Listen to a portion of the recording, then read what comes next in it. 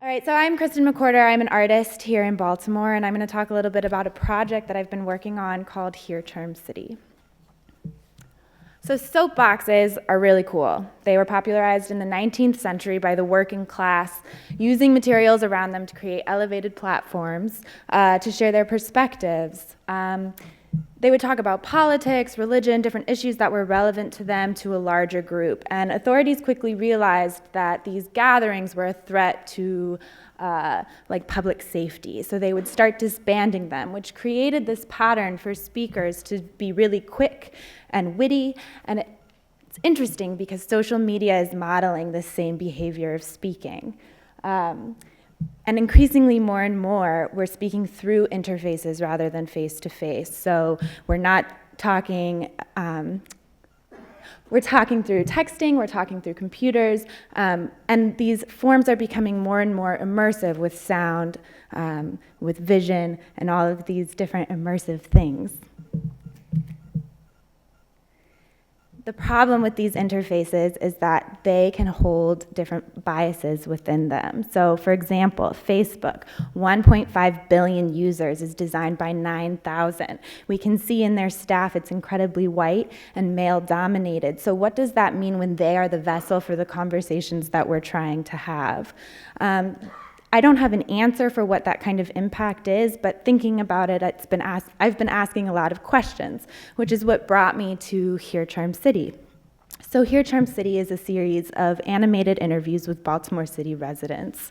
I started out in November of 2014, and I just wanted to know what people had to say about Baltimore if they could have a soapbox.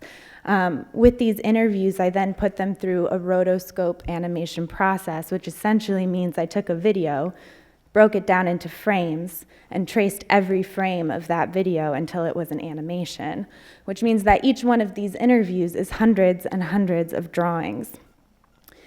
As I was drawing these people over and over again, you better believe that I started to realize what my biases were.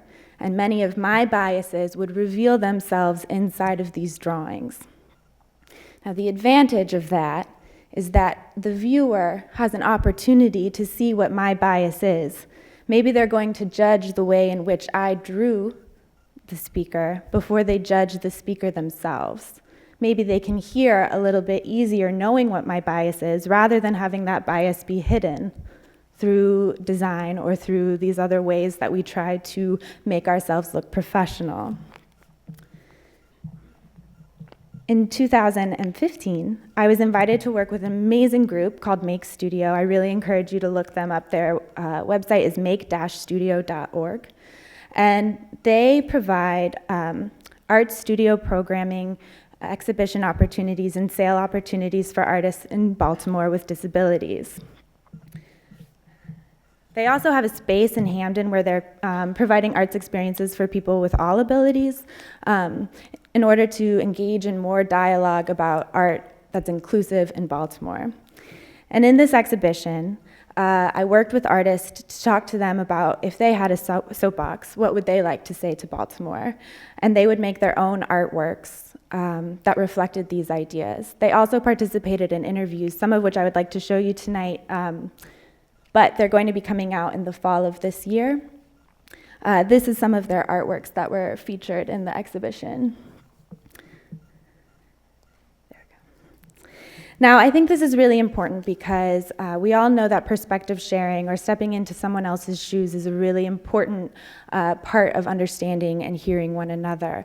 And I think that we really need to be advocates for this process and understand the different ways in which these sort of conversations can be diverted with other people's perspectives. So if we could open it up and rethink about how to displace our judgment rather than hide our judgment, how to reveal our bias rather than hide our bias, I think that there are more opportunities for us to have meaningful dialogue. Recently, MIT did a study on peace and conflict resolution in the Middle East, where they found people who have the opportunity to share their perspectives, of course, are better able to understand, but people who feel disempowered are actually more greatly benefited from the experience than people in power. who are able to share their experience.